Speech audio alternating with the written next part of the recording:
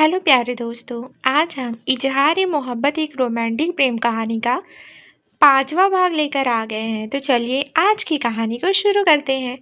रीति से मिलने के बाद लावण्या ने वापस होटल के अंदर एंट्री ली और अपना काम करने के लिए तैयार हो गई।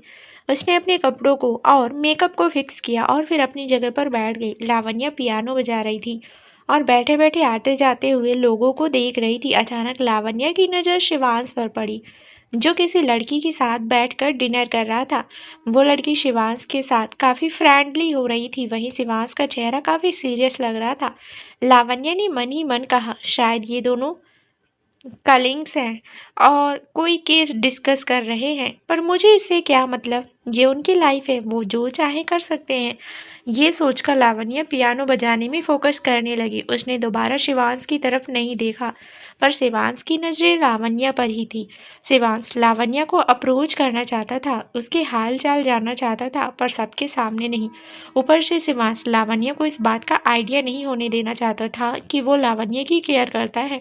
शिवांश ने जैसे ही लावण्या को उठकर वॉशरूम की तरफ जाते देखा, वो खुद भी उसके पीछे चल पड़ा। वॉशरूम के बाहर खड़े होकर शिवांश ने कुछ देर लावण्या का इंतजार किया, और जैसे ही लावण्या बाहर आई तो ऐसे दिखावा किया मानो वो उससे गलती से टकराया हो। शिवांश ने चौंकने की एक्टिंग करते हुए कहा, लावण्या। लावण्या ने स्माइल करते हुए कहा, हेलो मिस्टर शिवांश।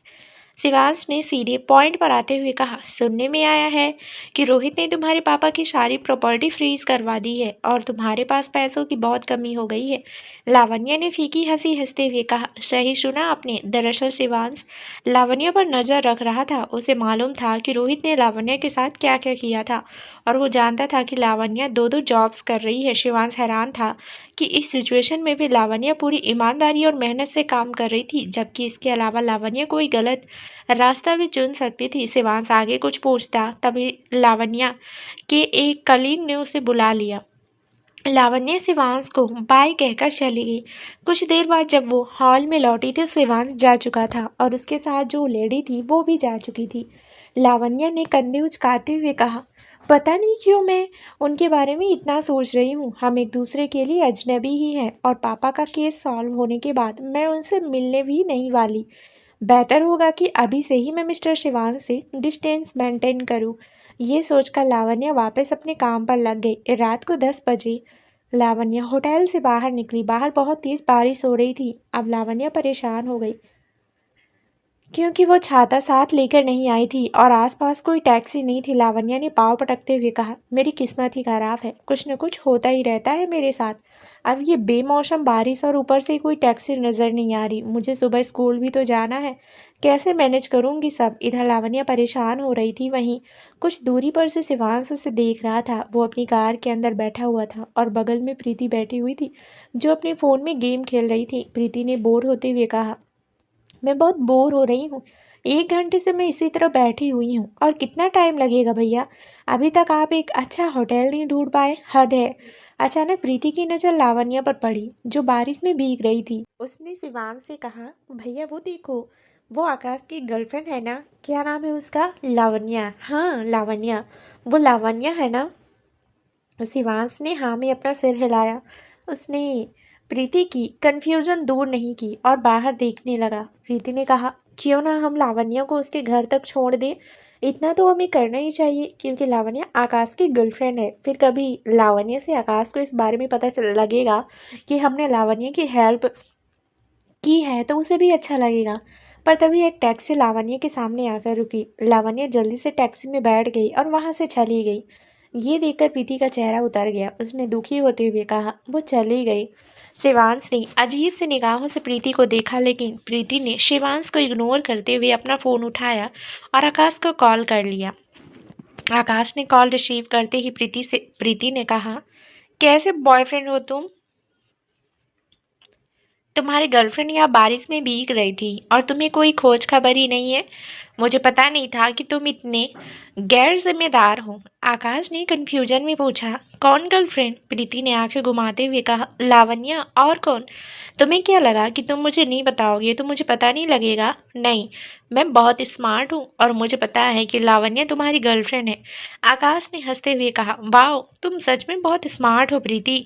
तुम्हें मेरा सीक्रेट पता चल ही गया। अच्छा, वैसे लावण्या कहाँ है? प्रीति ने जवाब दिया, वो तो जा चुकी है। मैंने तो तुम्हारी खबर लेने के लिए कॉल किया है। अगली बार ऐसी कोई हरकत मत करना। तुम्हें अपनी गर्लफ्रेंड को इस तरह ट्रीट नहीं करना चाहिए, उसका ध्यान रखो। आकाश ने ड्रामेटिक अंदाज में कहा, ओके मैडम, मैं आपकी बात ध्यान में रखूंगा और दोबारा शिकायत का मौका नहीं दूंगा, क्योंकि मैं लावण्या से बहुत प्यार करता हूँ और जिससे हम प्यार करते हैं उसका हमें अच्छे से ध्यान रखना चाहिए। जब शिवांश ने ये सुना तो उसने मुंह बना लिया। आकाश के मुंह से लावण्या के लिए ऐसी बातें सुनकर शिवांश को गुस्सा आ रहा था, पर प्रीति ने शिवांश के रिएक्शन पर बिल्कुल ध्यान नहीं दिया। उसने आकाश से थोड़ी और बात की और फिर कॉल डिस्कनेक्ट कर दिया। फिर प्रीति ने शिवांश की ओर मुड़ते हुए कहा, अभी मुझे पता चला है कि लावण्या को पैसों की जरूरत है, इसलिए वो यहाँ काम कर रही है। मैं सोच रही हूँ कि क्यों ना लावण्या की मदद की जाए। शिवांश ने पूछा, कैसी मदद? प्रीति ने जवाब दिया, अगर मैं लावण्या को अपने बर्थडे में पियानो बजाने के लिए बुलाऊं और बदले में उसे 2 लाख रुपए दूं तो कैसा रहेगा? शिवांश ने सपाट लहजे में कहा, लावण्य कभी ये ऑफर एक्सेप्ट नहीं करेगी। तुम फालतू काम थोड़ी कम किया करो। प्रीति ने असहमति जताते हुए कहा, वो एक्सेप्ट करेगी, उसे पैसों की जरूरत है और अगर मैं हेल्प करना चाहती हूँ तो उसमें दिक्कत क्या है? शिवांश ने कुछ नहीं कहा और गाड़ी घर की तरफ मोड़ने लगा। शिवांश तो यहाँ सिर्फ लावण्य को देखने आया था, उसके दिमाग में डिनर का कोई प्लान था ही नहीं। लेकिन जब कुछ देर बाद प्रीति ने महसूस किया कि शिवांश उसे घर लेकर जा रहा है तो उसने मुंह बना लिया। प्रीति ने पूछा, हम घर क्यों जा रहे हैं? हम तो बाहर खाना खाने आए थे ना, तो फिर वापस घर क्यों जा रहे हैं? शिवांश ने बड़े आराम से जवाब दिया, क्योंकि मैं पहले ही डिनर कर चुका हूँ और मुझे अभी याद आया कि तुम डाइटिंग कर रही हो, इसलिए तुम्हें बाहर का खाना नहीं खाना चाहिए। ये सुनकर प्रीति शांत हो गई। घर पहुंचने के बाद प्रीति किचन में गई और हल्का डिनर करने के बाद रोहित से फोन पर बात करते हुए वापस अपने कमरे में लौट गई। अगले दिन शाम के समय जब शिवांश एक जरूरी फाइल लेने अपने घर आया तो उसके कानों में प्रीति की आवाज़ पड़ी, जो किसी से कुछ शिकायत कर रही थी। शिवांश ने नज़दीक आकर पूछा, क्या हुआ? किसने तुम्हें नाराज कर दिया जो मुंह फुला रखा है? प्रीति ने शिकायती लहजे में कहा, मैंने लावण्य को अपने बर्थडे का इनविटेशन दिया। मैंने उसे 2 लाख रुपए ऑफर किए और अपने बर्थडे में पियानो प्ले करने का इनविटेशन दिया, लेकिन लावण्य ने साफ मना कर दिया। भला ऐसा कोई करता है? शिवांश ने हंसते हुए अपनी फाइल से प्रीति के सिर पर मारा और कहा, मैंने तो तुमसे पहले ही कहा था, इसमें बिल्कुल भी हैरानी वाली बात नहीं है कि लावण्य ने तुम्हारा ऑफर रिजेक्ट कर दिया। हाँ, मैं तब हैरान होता जब लावण्य ने तुम्हारी बात मान ली होती, और कोई पागल ही होगा जो तुम्हारे इस ऑफर को एक्सेप्ट करेगा। ये सुनकर प्रीति का चेहरा गुस्से से लाल हो गया। उसने नीता की ओर देखा जो बड़े आराम से चाय पी रही थी। प्रीति ने पाँव पटकते हुए कहा, माँ, भैया मुझे तंग कर रहे हैं। नीता ने प्रीति की बात को इग्नोर किया और फिर शिवांश से कहा, मैंने उम्मीद नहीं की थी कि लावण्या आकाश की गर्लफ्रेंड निकलेगी। तुमने मुझे पहले क्यों नहीं बताया? शिवांश ने कंधे उचकाते हुए कहा, क्योंकि वो दोनों सिर्फ मामूली दोस्त हैं। आकाश तो प्रीति के साथ मजाक कर रहा था। ये लड़की खुद कुछ भी सोच लेती है। बात बस इतनी है कि आकाश को लावण्या पसंद है, पर लावण्या इस बारे में कुछ नहीं जानती। नीता ने चाय का कप टेबल पर रखते हुए कहा, अच्छी बात है। वैसे आकाश से ज़्यादा तुम लावण्या के साथ अच्छे दिखोगे। तुम दोनों एक दूसरे के लिए ज़्यादा परफेक्ट हो।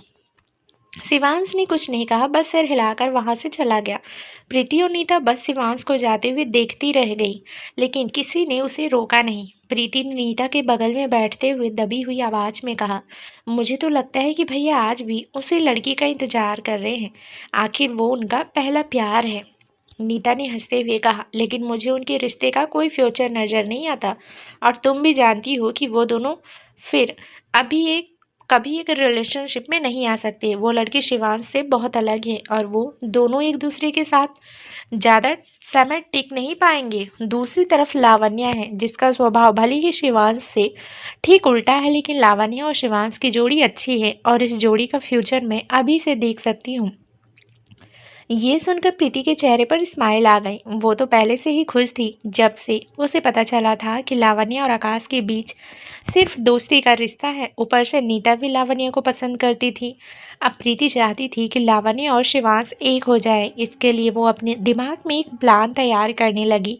रात को करीब 8 बजे शिवांश उस होटल में गया जहाँ लावण्य काम करती थी। उसने अपने लिए कॉफ़ी ऑर्डर करवाई और कॉफ़ी पीते हुए पियानो की धुन सुनने लगा। शिवांश ने लावण्य की ओर देखते हुए मन ही मन खुद से कहा, पता नहीं इस लड़की में ऐसा क्या है जो ना चाहते हुए भी मैं इसकी ओर खींचा चला जाता हूँ। ऊपर से माँ के कहे शब्द मुझे और तंग कर रहे हैं। क्या सच में लावण्य मेरे लिए परफेक्ट है? ये ख्याल आते ही शिवांश ने तुरंत नाम में सिर हिलाया और कहा, नहीं नहीं, रिलेशनशिप्स जैसी चीज़ें मेरे लिए नहीं है। एक बार के लिए मैं किसी लड़की को डेट कर सकता हूँ, पर शादी कभी नहीं करूँगा। ये सब सोचकर शिवांश फिर से पियानो की धुन सुनने लगा, लेकिन लावण्य तो उसी हॉल में मौजूद थी। एक बार फिर शिवांश की नज़र लावण्य पर चली गई। आज लावण्य ने एक ऑफ शोल्डर ड्रेस पहनी हुई थी, बाल खुले रखे थे और चेहरे पर बहुत हल्का मेकअप किया था। बाकी दिन की तुलना में आज ज़्यादा लोग लावण्य में इंटरेस्टेड नजर आ रहे थे। ये देखकर शिवांश चिढ़ रहा था। वो देख सकता था कि किन किन निगाहों में हॉल में बैठे लोग लावण्य को देख रहे हैं और उसे अपने साथ चलने का ऑफर दे रहे थे, लेकिन लावण्य स्माइल करते हुए बड़े आराम से सबको रिजेक्ट कर रही थी। शिवांश ने दांत पीसते हुए कहा, ये लावण्य भी ना, क्या जरूरत थी ऐसे कपड़े पहनने की? अब सबकी नज़रें उसके ऊपर ही है। क्या लावण्य को इस बात का अंदाजा नहीं है कि उसे किन निगाहों से देखा जा रहा है? पर इससे मुझे क्या, मैं क्यों गुस्सा हो रहा हूँ? शिवांश अपनी फीलिंग्स को लेकर बहुत कंफ्यूज हो रहा था। उसे समझ नहीं आ रहा था कि वह लावण्य के लिए क्या फील करता है। इसलिए अपना दिमाग हल्का करने के लिए शिवांश वॉशरूम चला गया। दूसरी तरफ लावण्य अब बुरी तरह से इरिटेट हो रही थी। काफ़ी सारे लोग थे जो आगे आकर उसे अप्रोच कर रहे थे। लावण्य जानती थी कि वो लोग उसके साथ सिर्फ एक रात गुजारना चाहते हैं, लेकिन लावण्य ऐसे बिल्कुल भी नहीं थी। उसने गुस्से से उबलते हुए मन ही मन कहा, I really hate you Rohit, तुम्हारे ही कारण मैं इस सिचुएशन में हूँ, क्योंकि कोई दूसरी कंपनी मुझे नौकरी देने के लिए तैयार नहीं है और मजबूरी में मुझे ये काम करना पड़ रहा है। तुम देख लेना, एक दिन मैं तुम्हें बर्बाद कर दूंगी। लावण्य ये सब सोचते हुए पियानो में एक बड़ी ही रोमांटिक धुन बजा रही थी, जिसे सब लोग बड़े आराम से सुन रहे थे। लावण्य भी आंखें बंद करके म्यूजिक को फील करने लगी, लेकिन उसे बस दर्द ही महसूस हो रहा था। फाइनली लावण्य को ब्रेक मिला और वो चैन की सांस लेने लगी। तभी एक वेटर ने आकर लावण्य को एक चिट दी। लावण्य ने चिट खोल कर देखा तो उसमें लिखा था, मुझे ऑफर मिलो, मुझे आकर मिलो, वी नीड टू टॉक। चिट के साथ ही एक बिजनेस कार्ड था जो शिवांश के नाम का था। लावण्य की नजरें तुरंत पूरे हॉल में शिवांश को ढूंढने लगी और एक जगह पर आकर रुक गई जहां शिवांश बड़े आराम से बैठा था। लावण्य ने कंफ्यूजन में शिवांश को देखा और खुद से सवाल किया, मिस्टर शिवांश को मुझसे क्या बात करनी है? लावण्य की नजरें जैसे ही शिवांश से मिली तो शिवांश ने लावण्य को अपने करीब आने का इशारा किया। लावण्य का मूड इस वक्त शांति में बैठने का था, लेकिन शिवांश से पंगा उसे महंगा पड़ सकता था, इसलिए वो चुपचाप शिवांश के पास चली गई। शिवांश ने लावण्य के हाथ को देखते हुए पूछा, तुम्हें फिर से बुखार हुआ था कल की बारिश के कारण? लावण्य ने हाँ में सर हिलाया। उसके हाथ पर ग्लूकोज ड्रिप का निशान बना हुआ था, इसलिए शिवांश को पता चल गया था कि लावण्य को फिर से बुखार आया था। शिवांश ने पूछा, तुमने डिनर किया? लावण्य ने जवाब दिया, अभी नहीं, घर पहुंचकर ही मैं खाना खाती हूँ। शिवांश ने कहा, मेरे साथ बैठकर डिनर करो। लावण्य ने नाम में सिर हिलाते हुए कहा, इस होटल के कुछ रूल्स हैं, जिनमें से एक ये भी है कि हम काम के दौरान किसी कस्टमर के साथ बैठकर खाना नहीं खा सकते। ये कहकर लावण्य ने शिवांश का बिजनेस कार्ड उसके आगे रख दिया। शिवांश ने उस कार्ड को एक नज़र देखा और फिर लावण्य से कहा, कोई बात नहीं, तुम्हारा काम खत्म होने के बाद हम साथ में डिनर कर सकते हैं, या फिर मेरे अपार्टमेंट में चलो, मुझे अपने साथ ड्रिंक करने के लिए कोई तो चाहिए। तुम मेरा साथ दोगी तो तुम्हें बहुत फायदा मिलेगा। लावण्य शिवांश के कहे शब्दों का मतलब समझ रही थी। शिवांश ये कहना चाह रहा था कि अगर लावण्य उसकी गर्लफ्रेंड बन जाए तो शिवांश उसकी मदद कर देगा और फिर लावण्य को किसी चीज़ की चिंता करने की जरूरत नहीं होगी। दरअसल शिवांश को लगता था कि उस रात उसकी और लावण्य के बीच जो हुआ और अभी पैसों की तंगी के कारण लावण्य आराम से उसकी गर्लफ्रेंड बनने को मान जाएगी। लेकिन शिवांश शायद भूल गया था कि लावण्य मेहनत करके सिर उठाकर जीने वालों में से है और उसे शॉर्टकट्स या अपने जिस्म की सौदेबाजी पसंद नहीं। लावण्या ने धीरे से मुस्कुराते हुए कहा, नहीं मिस्टर शिवांश, आपने मेरे लिए जितना किया है उतना काफ़ी है। फ्यूचर में मैं आपका एहसान ज़रूर आई चुका हेट दूंगी। यू रोहित। लावण्य के जवाब से शिवांश चौंक गया। उसे रिजेक्शन की बिल्कुल भी उम्मीद नहीं थी, लेकिन लावण्य ने सचमुच शिवांश को रिजेक्ट किया था। लावण्य को समझ नहीं आ रहा था कि अचानक शिवांश को उसमें दोबारा इंटरेस्ट क्यों आ गया। शिवांश ने मन ही मन खुद से कहा, मैं सचमुच पागल हो गया हूँ। मुझे भले ही लावण्य से फिजिकल अट्रैक्शन है, लेकिन लावण्य को पैसा कभी अट्रैक्ट नहीं कर सकता, वरना वो अभी रोहित के खिलाफ लड़ाई नहीं कर रही होती। ये बात जानते हुए भी मैंने लावण्य के सामने ये ऑफर रख दिया। डैम। दरअसल शिवांश इस होटल में बस लावण्य से मिलने आया था।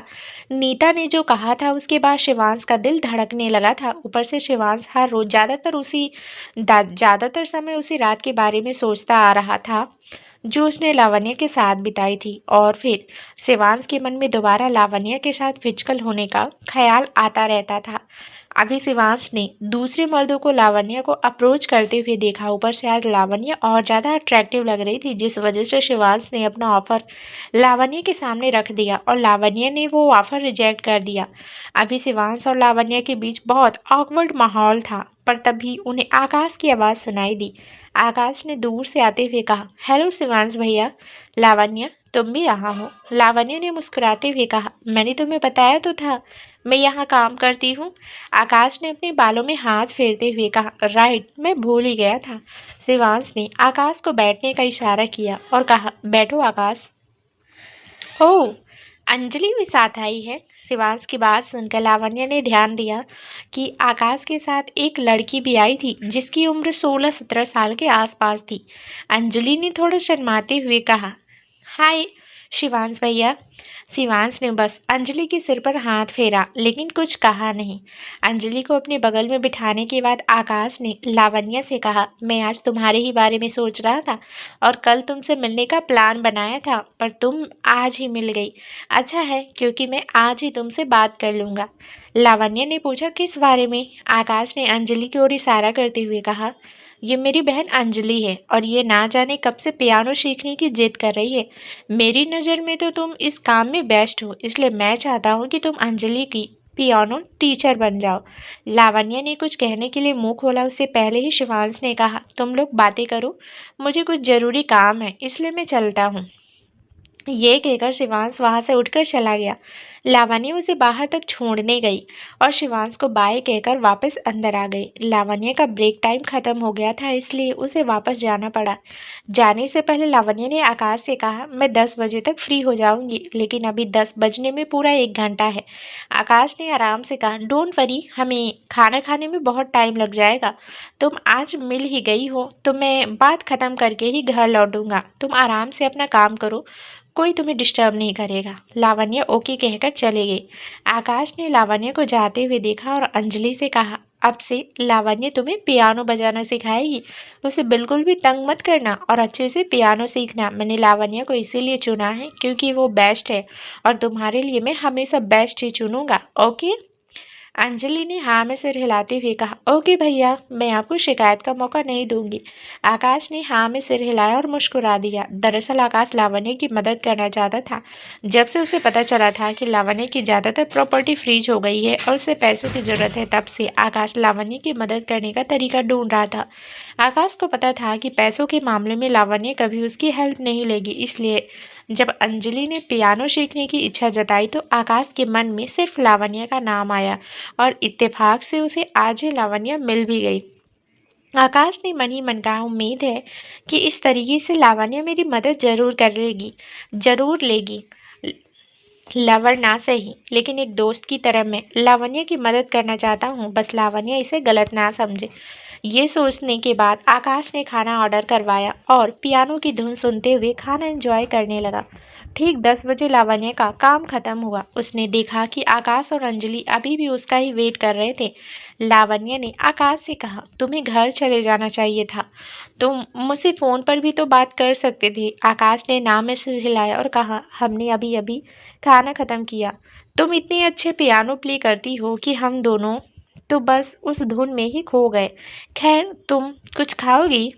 लावण्य ने मना करते हुए कहा, नहीं नहीं, माँ मेरा इंतजार कर रही होंगी, मैं घर जाकर ही खाना खाऊंगी। आकाश ने हाँ में सिर हिलाया और कहा, ठीक है, मैं तुम्हारा टाइम वेस्ट नहीं करना चाहता, इसलिए सीधे पॉइंट पर आता हूँ। मैं चाहता हूँ कि तुम अंजलि को पियानो सिखाओ, इसलिए प्लीज़ ना मत कहना। लावण्य ने अंजलि की ओर देखा जो चुपचाप बैठी हुई थी। उसका नेचर काफ़ी शर्मीला था और वो काफ़ी मासूम भी थी। शायद आकाश नहीं चाहता था कि वो अपनी बहन को किसी अजनबी के भरोसे छोड़े, इसलिए वो लावण्य को अंजलि की पियानो टीचर बनाना चाहता था। लावण्य ने एक गहरी सांस ली और कहा, ठीक है, मैं तुम्हारी बहन को पियानो प्ले करना सिखाऊंगी, लेकिन तुम्हें पता है कि मेरा शेड्यूल बहुत टाइट है। मैं कब अंजलि को क्लासेस दूंगी? 10। आकाश ने जवाब दिया, सुबह सुबह। वैसे भी तुम 10 बजे के करीब ही तो स्कूल जाती हो, इसलिए उससे पहले तुम मेरे घर आ जाना। उसके बाद मेरा ड्राइवर तुम्हें स्कूल तक छोड़ दिया करेगा। वैसे भी अंजलि स्कूल नहीं जाती, उसे घर पर ही प्राइवेट क्लासेस दी जाती है। लावण्य ने सिर हिलाते हुए कहा, ओके, तो मैं कल से आना शुरू कर दूँ? तो मैं कल से आना शुरू करूँ? आकाश ने अंजलि को सवालिया निगाहों से देखा तो अंजलि ने हाँ में अपना सिर हिला दिया। आकाश ने लावण्य की ओर देखते हुए कहा, ठीक है, तुम्हें लेने भी ड्राइवर ही आ जाएगा, क्योंकि तुम्हारा घर मेरे घर से काफ़ी दूर है और सुबह सुबह तुम्हें टैक्सी वगैरह नहीं मिलेगी। लावण्य ने कहा, ये बहुत ज़्यादा हो रहा है आकाश, मैं मैनेज कर लूँगी। आकाश ने नाव में सिर हिलाया और कहा, बिल्कुल भी नहीं, मैं नहीं चाहता कि ज़्यादा भाग दौड़ करके तुम बीमार हो जाओ, इसलिए तुम्हें मेरी बात माननी होगी। और ये रही 2 महीने की तुम्हारी फीस। ये कहकर आकाश ने एक चेक लावण्य के आगे रख दिया। लावण्य ने उस चेक को देखा और फिर हैरानी से आकाश को देखा। लावण्य ने तुरंत वो चेक वापस करते हुए कहा, शायद तुमने गलती से मुझे गलत चेक दे दिया है। 50,000, वो भी सिर्फ 2 महीने के लिए। Are you kidding me? Akash ने बड़े आराम से कहा, अंजलि की जो बाकी टीचर्स हैं उन्हें भी इतनी ही पेमेंट मिलती है, क्योंकि मुझे पता है कि अंजलि के साथ उन्हें एक्स्ट्रा मेहनत लगती है। मैं अपनी बहन के लिए सब कुछ बेस्ट ही चाहता हूँ और जो लोग इस चीज़ में इन्वॉल्व हैं उन्हें शिकायत का मौका नहीं देना चाहता, इसलिए ज़्यादा मत सोचो और ये ले लो। लावण्य ने अब बहस नहीं की और चुपचाप आकाश के हाथ से चेक ले लिया। लावण्य को शक तो था कि आकाश उसकी मदद करने के लिए ऐसा कर रहा है, लेकिन लावण्य को अभी पैसों की ज़रूरत भी थी, इसलिए उसने चुपचाप आकाश की बात मान ली, ये सोचकर कि फ्यूचर में वो आकाश को सब कुछ लौटा देगी। जब लावण्य ने चेक ले लिया तो आकाश ने कहा, चलो, मैं तुम्हें घर छोड़ देता हूँ। इतनी रात को तुम्हें आसानी से कोई टैक्सी या ऑटो नहीं मिलेगी और मुझे भी उसी रास्ते पर जाना है, इसलिए कोई दिक्कत नहीं होगी। लावण्य ने अपना बैग उठाते हुए कहा, ठीक है, चलो। आकाश ने अंजलि का हाथ पकड़ा और उसे लेकर होटल के बाहर जाने लगा। लावण्य भी उन दोनों के पीछे पीछे चली गई। घर पहुंचकर लावण्य ने देखा कि वहां कोई नहीं था। निधि कहीं नजर नहीं आ रही थी और उसने खाना भी नहीं बनाया था। बिना सोचे समझे लावण्य ने निधि को कॉल कर दिया। उसने पूछा, माँ आप कहाँ हो, कब तक आओगी? निधि ने थकी हुई आवाज़ में कहा, मैं कुछ देर में आ रही हूँ, प्लीज़ कुछ खाने को बना दो। लावण्य ने कहा, ओके, जल्दी आना। उसे निधि की आवाज़ से कुछ गड़बड़ तो महसूस हो रही थी, लेकिन लावण्य ने ज़्यादा कुछ पूछा नहीं। फ्रेश होने के बाद लावण्य किचन में गई और खाना बनाने लगी। उसने खाना बनाकर उसे डाइनिंग टेबल पर रखा ही था कि तब तक निधि भी आ गई। लावण्य ने देखा कि निधि के हाथों में चोट थी और वो काफ़ी थकी हुई थी। ये देखकर लावण्य ने पूछा, ये सब क्या है माँ? आप अभी तक कहाँ थी और आपके हाथों को क्या हुआ है? निधि ने अपने हाथों की ओर देखा और फिर कहा, मैं भी काम ढूंढने गई थी और कुछ काम कर रही थी।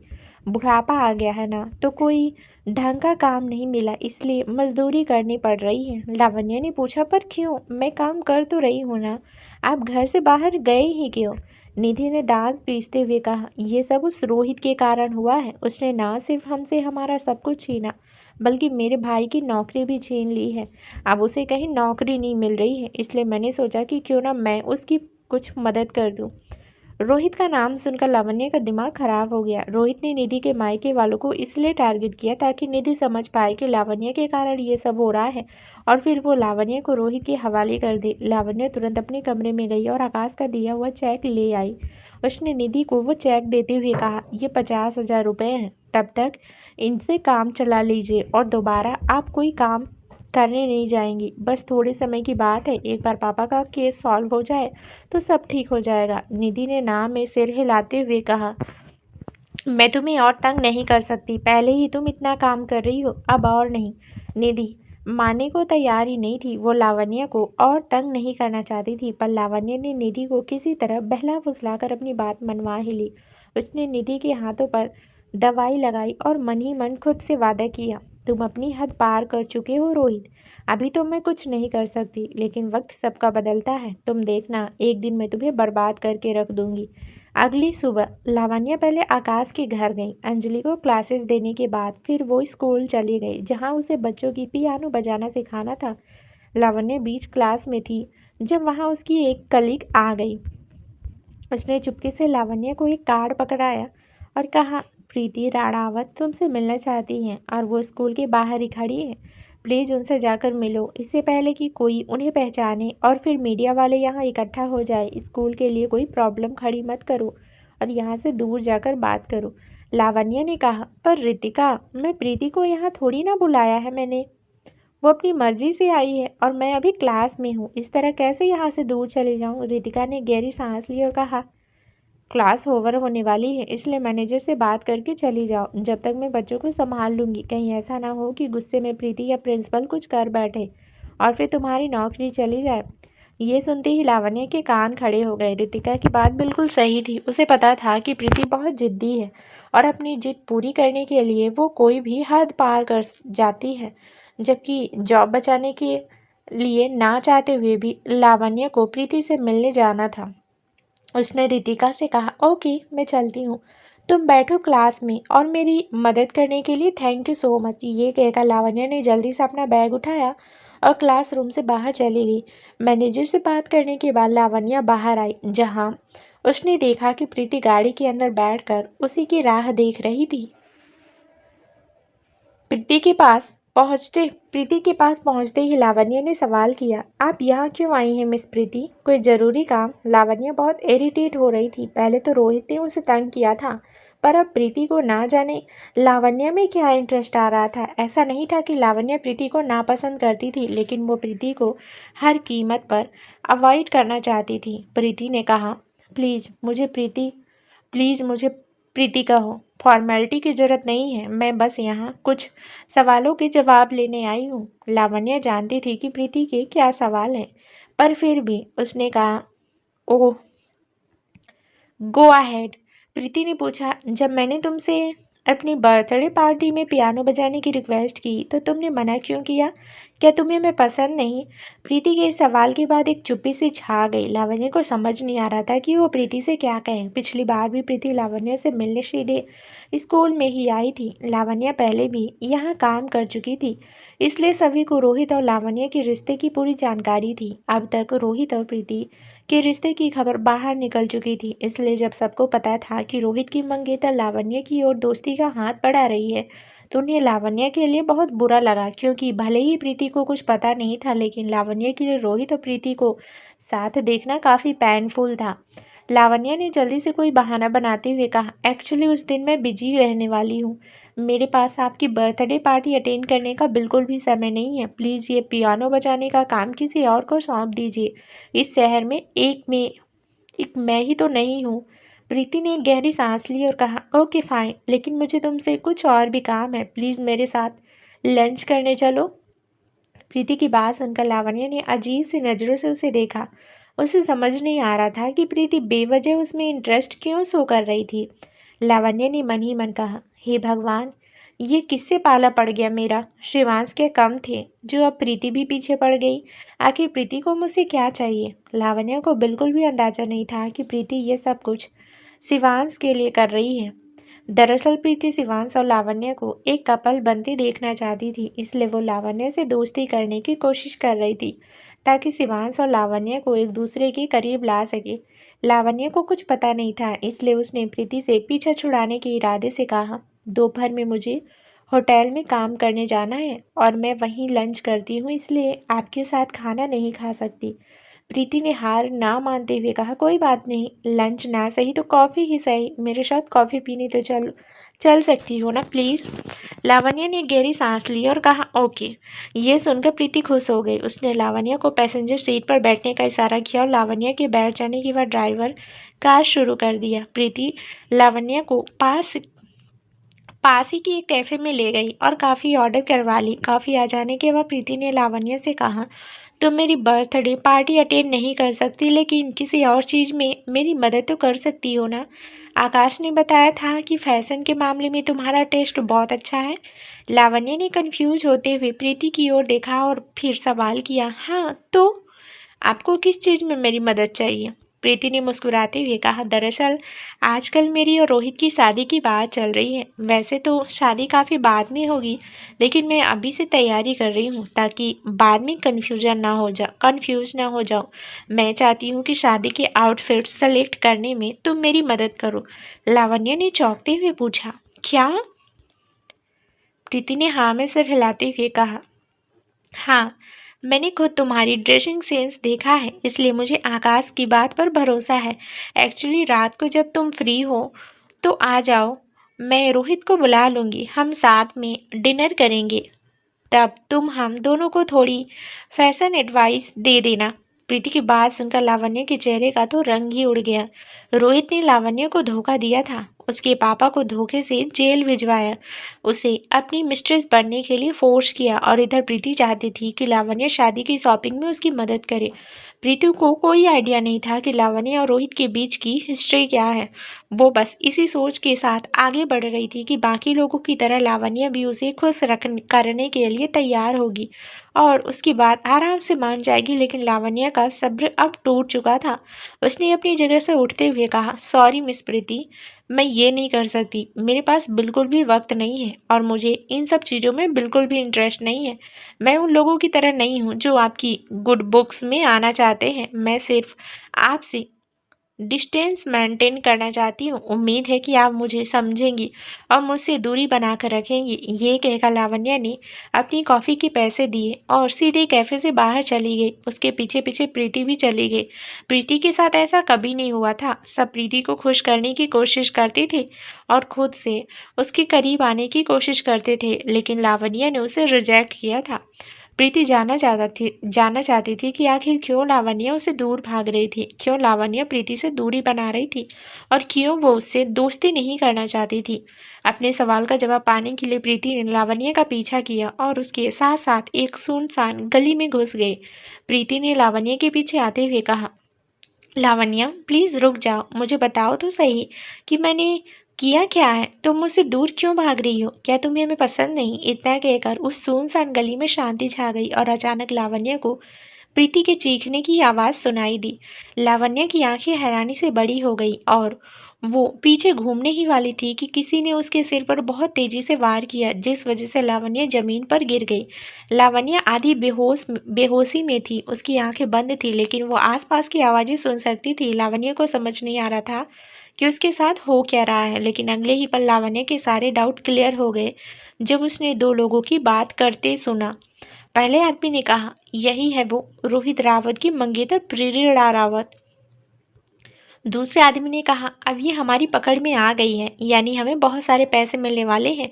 जब रोहित को पता चलेगा कि उसकी प्यारी और बेशकीमती मंगेतर हमारे कब्जे में है, तो वो हमें हमारी मुँह-मांगी रकम देगा और अगर रोहित से पैसे नहीं मिले तो प्रीति के घर वाले ही हमें माला माल कर देंगे। पहले आदमी ने हंसते हुए कहा, सही कहा, इसके साथ ये लड़की भी है। शायद ये प्रीति की दोस्त है और किसी अमीर घर से है। शायद हमें इसके बदले भी कुछ मिल जाए, इसलिए इसे यहाँ छोड़ने के बजाय साथ ले जाते हैं। ये कहकर वो आदमी और जोर से हंसने लगा। उसकी साथी ने ही उसकी बात से सहमति जताई। फिर दोनों प्रीति और लावण्य को गाड़ी में रखने लगे। लावण्य ने मन ही मन कहा, उफ, एक बार फिर इस रोहित के कारण मैं इतनी बड़ी मुसीबत में फंस गई हूँ। रोहित से तो मुझे कोई उम्मीद नहीं है, पर फिर भी मैं चाहती हूँ कि किसी तरह वो मुझे बचा ले। ये सोचते हुए लावण्य बेहोश हो गई। काफ़ी देर बाद किसी के चिल्लाने से लावण्य की आंखें खुली। उसके सिर में दर्द हो रहा था, लेकिन इस दर्द को इग्नोर करते हुए लावण्य ने आंखें खोली और आसपास का माहौल देखने की कोशिश की। लावण्य एक बिखरे हुए कमरे में एक टूटी हुई कुर्सी से बंधी हुई थी।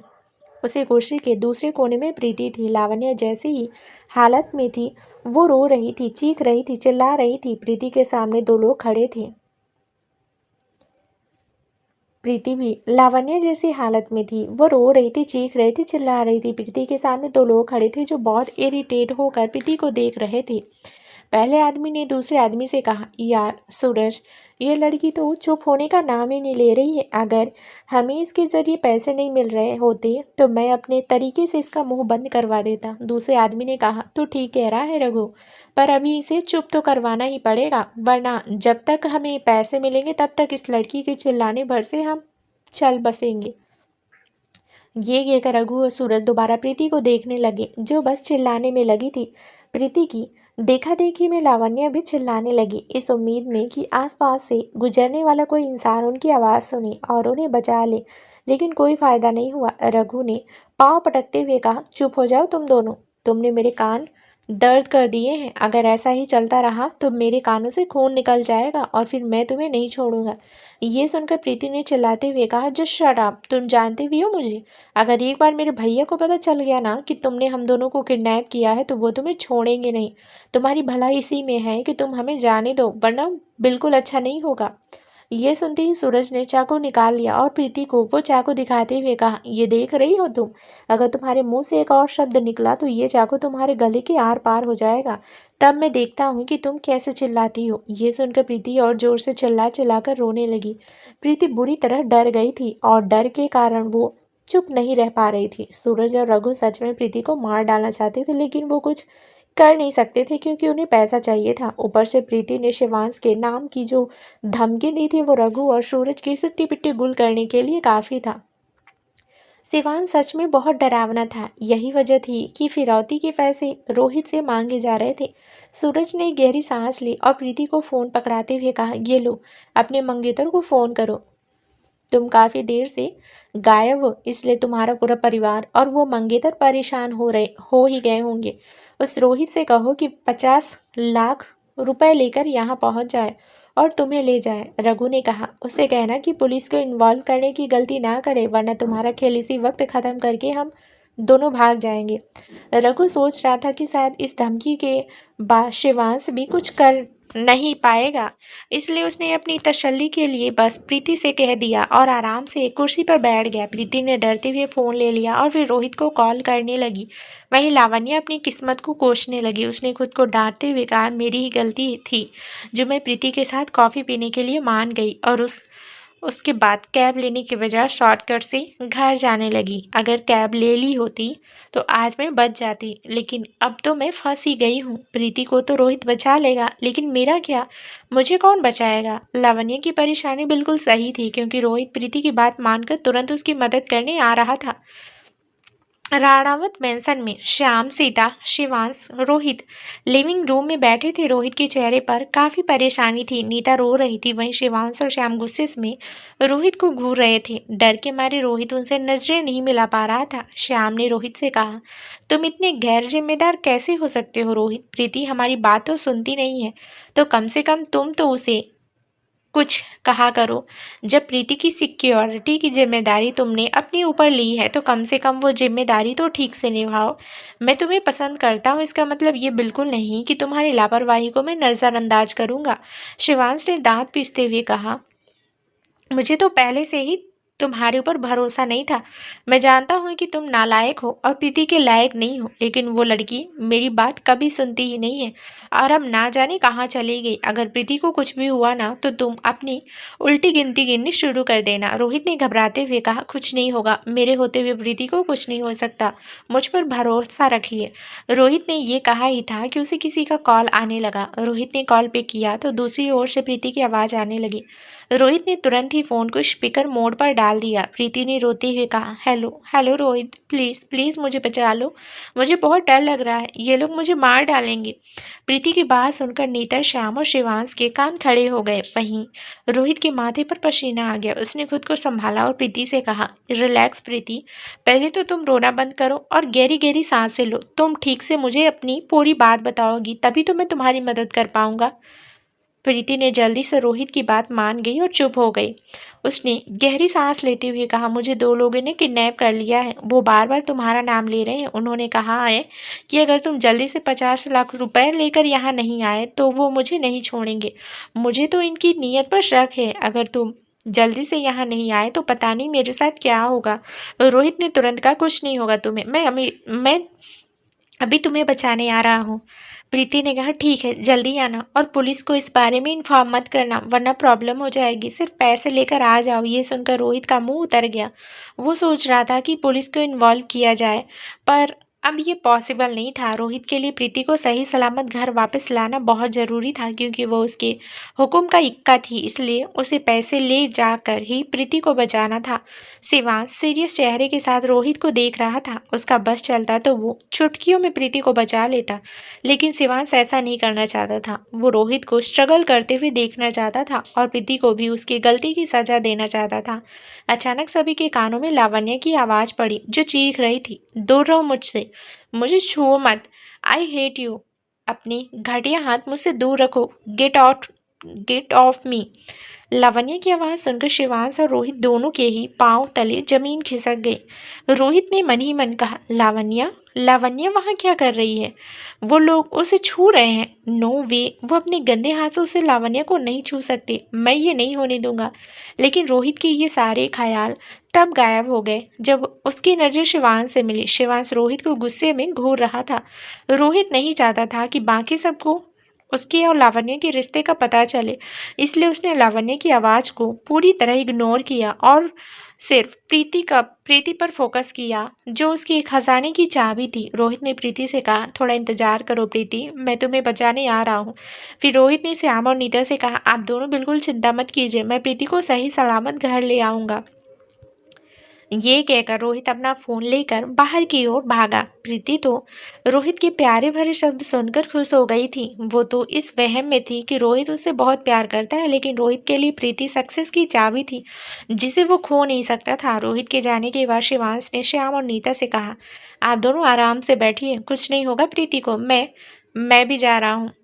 नीता ने कहा, शिवांश, मैंने लावण्य की आवाज़ सुनी थी, क्या तुम्हें भी ऐसा लगा? शिवांश ने अनजान बनते हुए कहा, पता नहीं माँ, पर मैं जाकर देखता हूँ। ये कहकर शिवांश अपने घर से बाहर निकल गया। उसने तुरंत पुलिस को कॉल किया और उन्हें उस जगह आने को कहा जहाँ रोहित जा रहा था। शिवांश के कान में अभी भी लावण्य की आवाज़ गूंज रही थी, इसलिए शिवांश और तेजी से ड्राइव कर रहा था, क्योंकि वो लावण्य को कुछ नहीं होने दे सकता था, कुछ नहीं होने देना चाहता था। शिवांश ने लावण्य के बारे में सोचते हुए कहा, प्रीति के सामने रोहित कभी लावण्य की ओर नहीं देखेगा। उसके लिए प्यार से ज़्यादा ज़रूरी सपने हैं, इसलिए मैं दावे के साथ कह सकता हूँ कि रोहित लावण्य को मुसीबत में अकेला छोड़कर चला जाएगा, पर मुझे लावण्य को बचाना होगा। ये कहकर शिवांश ने गाड़ी की स्पीड और तेज कर दी। रोहित पैसे लेकर उस जगह पहुंच गया जहां उसे बुलाया गया था। उसने पैसों से भरा बैग उठाया और उस बिल्डिंग में चला गया जहां कंस्ट्रक्शन का काम चल रहा था। किसी तरह उस भारी बैग को लेकर ऊपर वाले फ्लोर में पहुंच गया जहां प्रीति थी। रोहित ने बैग को जमीन पर पटकते हुए कहा, मैं आ गया, ये रहे तुम्हारे पैसे, अब मेरी मंगेतर को आज़ाद कर दो। रोहित की आवाज़ सुनकर उस कमरे में शांति छा गई। रोहित की नजरें सबसे पहले प्रीति पर ही गई, जिसके हाथ बंधे थे और मुंह में एक कपड़ा था, जिस वजह से उसकी आवाज़ सुनाई नहीं दे रही थी। प्रीति के बगल में रघु बैठा था, जो बड़े आराम से उठकर रोहित के पास आया। उसने पैसों का बैग उठाया और उसे खींचते हुए पीछे की ओर चला गया। प्रीति भी शांति से सब कुछ देख रही थी। उसे तसल्ली हो गई थी कि अब वो सेफ है। रघु ने पैसों से भरे बैग को खोलते हुए कहा, चेक करना तो बनता है ना कि ये पैसे असली है या नकली। रोहित ने दांत पीसते हुए कहा, असली ही है, मेरे पास नकली नोट छापने की मशीन नहीं है। रघु ने हंसते हुए कहा, तो असली नोट की मशीन भी तो नहीं होगी ना तुम्हारे पास, इतनी जल्दी कैसे तुमने पैसों का इंतजाम कर लिया? चेक करना तो बनता है ना। ये कहकर रघु ने अलग अलग जगह से कुछ नोट उठाए और उन्हें चेक करने लगा। रोहित बस खड़ा खड़ा गुस्से में दांत पीसता रह गया। उसने ये पैसे नया घर खरीदने के लिए जमा करवाए थे, लेकिन यहाँ तो कुछ और ही हो रहा था। कुछ देर बाद रघु ने सूरज से कहा, सूरज, ये असली माल है। सूरज ने कंधे उचकाते हुए कहा, तो फिर जाने दे उस लड़की को। अब जाकर रोहित की नज़र सूरज पर पड़ी, जो लावण्य के सामने बैठा हुआ था। लावण्य भी प्रीति की तरह ही कुर्सी से बंधी थी और उसके मुंह को भी कपड़े से बंद किया गया था। लावण्य छूटने की पूरी कोशिश कर रही थी, पर यह कोशिश बेकार ही थी। रोहित लावण्य को देख ही रहा था कि तभी रघु ने प्रीति की रस्सी खोल दी। प्रीति तुरंत भागते हुए रोहित के पास आई और उसके गले लगकर रोने लगी। रोहित प्रीति के इस एक्शन से थोड़ा चौंक गया, लेकिन जल्दी ही उसने खुद को संभाला और प्रीति को कंफर्टेबल फील करवाने लगा। रोहित ने आराम से कहा, शांत हो जाओ प्रीति, देखो मैंने तुम्हें बचा लिया है, अब कोई तुम्हें कुछ नहीं करेगा। प्रीति ने रोते हुए कहा, अच्छा हुआ तुम टाइम पर आ गए, ये लोग बहुत गंदे हैं। इन्होंने मुझे गंदे तरीके से छुआ और कहा कि अगर तुम पैसे लेकर नहीं आए तो ये मेरे साथ जबरदस्ती करेंगे और फिर मुझे अच्छी कीमत पर बेच देंगे। ये सुनकर रोहित ने गुस्से में रघु और सूरज को घूरा, लेकिन उन्होंने प्रीति और रोहित को इग्नोर किया। उन दोनों की नजरें तो अब लावण्या पर टिकी हुई थी। रोहित भी लावण्या को देख रहा था, लेकिन लावण्या ने एक बार भी रोहित की ओर नहीं देखा। लावण्या को पूरा यकीन था कि रोहित का यहाँ आना उसे कोई फायदा नहीं देने वाला है। ये एक पावर गेम था जहाँ रोहित सिर्फ उसी चीज को चुनने वाला था जिससे उसे फायदा मिलने वाला था। अभी प्रीति ही रोहित के काम आने वाली थी, इसलिए साफ साफ सी बात थी कि वो लावण्य की ओर से मुंह फेरने को तैयार था। अचानक रघु ने रोहित से कहा, वैसे ये लड़की भी काफी सुंदर है और काफी काम की भी है। अगर तुम हमें 10 लाख और दे दो तो हम इस लड़की को भी छोड़ देंगे। तुम्हारे पास तो बहुत पैसा है, तुम चाहो तो इसे भी छोड़ा सकते हो, वरना ये हमारा शिकार बन जाएगी। रोहित का दिल कह रहा था कि उसे रघु की बात मान लेनी चाहिए, लेकिन उसका दिमाग साफ कह रहा था। पहले ही प्रीति को लगता था कि रोहित भी लावण्य को पसंद करता है, और अगर अभी रोहित ने रघु की बात मान ली तो प्रीति का शक यकीन में बदल सकता था। रोहित रिस्क नहीं ले सकता था, इसलिए उसने कहा, मैं इस लड़की को नहीं जानता, तुम्हें इसके साथ जो करना है वो तुम कर सकते हो, आई डोंट केयर। रोहित के कहे शब्द सुनकर लावण्य के चेहरे पर एक कड़वी मुस्कान आ गई, लेकिन आंखों से आंसू बह निकले। लावण्य का अंदाजा सही था, रोहित ने एक बार फिर अपना घटियापन दिखा दिया था और लावण्य को छोड़कर पावर को चुना था। रोहित ने लावण्य की ओर से नजरें फेरते हुए प्रीति से कहा, मैं तुम्हें हॉस्पिटल ले जाता हूँ, ये जो चोट तुम्हें लगी है इसका ट्रीटमेंट जरूरी है। ये कहकर रोहित ने प्रीति को अपनी बाहों में उठा लिया और बिल्डिंग से बाहर निकलने लगा। उसने एक नज़र भी लावण्य की ओर नहीं देखा और सीधे सीधे चलने लगा। गाड़ी में बैठने से पहले प्रीति ने कहा, क्या लावण्य को यहाँ छोड़ना ठीक रहेगा? अगर उसके साथ कुछ हो गया तो मैं आकाश को क्या जवाब दूंगी? वो तो बुरी तरह टूट जाएगा। रोहित प्लीज लावण्य को बचा लो ना।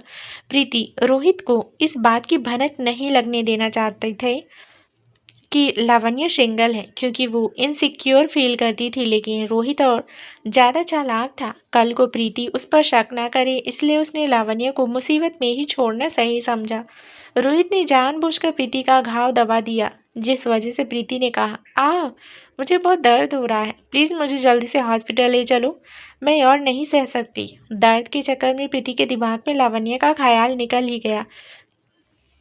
रोहित ने जल्दी से उसे कार में सेटल किया और एक आखिरी बार बिल्डिंग की ओर देखा जहां लावण्य थी। रोहित ने मन ही मन कहा, सॉरी लावण्य, मैं थोड़ा सेल्फिश हूँ, इसके लिए मुझे दोष मत देना। ये कहकर रोहित जल्दी से गाड़ी में बैठ गया और हॉस्पिटल की ओर ड्राइव करने लगा, क्योंकि रोहित को डर था कि अगर वो 1 मिनट भी रुका तो शायद दौड़ कर लावण्य के पास चला जाएगा। रोहित और प्रीति के जाने के बाद रघु ने सूरज से कहा, यह लड़की किसी काम की नहीं है, 10 लाख इसकी कीमत हो ही नहीं सकती। ना तो ये किसी अमीर परिवार से है और ना ही वो रोहित इसे जानता है। सूरज ने कहा, तो क्या हो गया? पैसे ना सही, लेकिन मजे तो हमें मिल ही सकते हैं। देखो कितनी सुंदर लड़की है, इसके साथ एक रात बिता लूं तो मजा आ जाए। रघु ने सहमति जताते हुए कहा, ठीक कहा तूने, ये तो उस रोहित की मंगेतर से भी ज़्यादा अच्छी है। वैसे अच्छी ही है कि ये अभी तक हमारे पास है, आज से ये हमारा खिलौना है। सूरज ने हंसते हुए कहा, और ये खिलौना तब तक हमारे पास रहेगा जब तक हमारा मन नहीं भर जाता, उसके बाद हम इसे बेच देंगे। सुंदर लड़की की अच्छी कीमत मिल ही जाएगी। सूरज की बात सुनकर रघु भी जोर जोर से हंसने लगा। रघु और सूरज की हंसी सुनकर लावण्य डर से कांपने लगी। उसकी आंखों में डर साफ साफ देखा जा सकता था। वैसे तो लावण्य को पता ही था कि रोहित उसकी कुछ मदद नहीं करेगा, लेकिन एक उम्मीद थी कि रोहित के दिल में थोड़ी इंसानियत बची होगी, लेकिन रोहित ने उस उम्मीद को भी चकनाचूर कर दिया। इस वक्त लावण्य के दिल में डर तो था, पर साथ ही रोहित के लिए उस दिल में नफरत भरी पड़ी थी, जो कभी कम नहीं होने वाली थी। अब लावण्य सिर्फ भगवान जी से ही प्रार्थना कर सकती थी कि कोई जादू हो और वो बच जाए। लावण्य को डर से कांपते हुए रघु ने पूछा, क्या हुआ सुंदरी, डर लग रहा है? अब क्यों नहीं चिल्ला रही तुम? थोड़ी देर पहले तो इतनी आवाज निकाल रही थी तुम्हारी कि तुमने हमारे कान फोड़ दिए थे। अब क्या हुआ? सूरज ने लावण्य के मुंह से कपड़ा निकालते हुए कहा, वैसे तुम चीखते चिल्लाती हुए ही अच्छी लग रही थी, इसलिए मैं वो चीखें दोबारा सुनना चाहता हूँ, क्योंकि अब वो चीखें हमें संतुष्टि देने वाली है। तभी उस कमरे में सीटी की आवाज़ गूंजी, जिस वजह से सबकी गर्दन उस आवाज़ की ओर मुड़ गई। लावण्य के मुंह से हैरानी से निकला, शिवांश। तो दोस्तों, अब इस कहानी में क्या नया ट्विस्ट आने वाला है, ये जानने के लिए इस कहानी का अगला भाग जरूर सुनें, जो बहुत ही जल्द इस चैनल पर प्रसारित कर दिया जाएगा। धन्यवाद दोस्तों।